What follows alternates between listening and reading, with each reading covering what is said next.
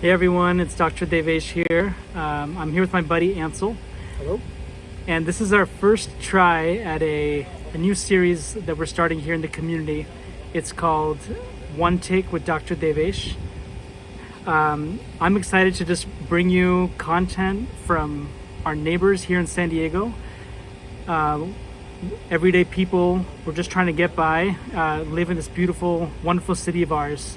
And I'm here with Ansel because he has some big ideas. And one of the things that you've talked to me about before, but actually before I ask you the question, can you introduce yourself for the tape?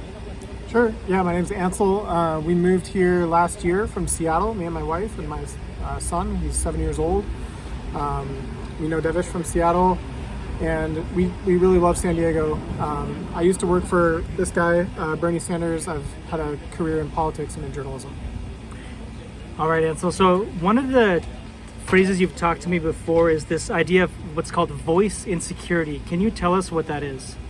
Yeah, sorry if this is nerdy, but it's just this idea that even our voices are sometimes not as kind of secure as they should be, in the sense that when we speak, like, what happens? Is anybody listening?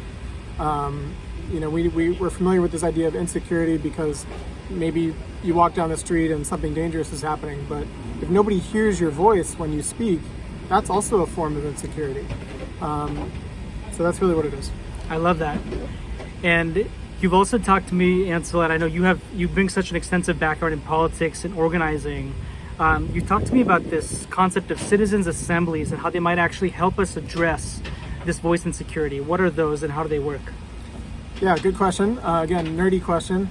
But yeah, citizens' assemblies are happening actually around the United States. And the easiest way that I can explain it is that it's like a jury, but for our democracy and for policy making. So instead of only being limited to voting every 2 years or 4 years, and we're limited by the dominant political parties, citizens' assemblies are basically small juries of ordinary people selected at random who come in and they're given a subject to study. It could be, what do we do with some land, or how do we improve our water system, or some kind of healthcare reform.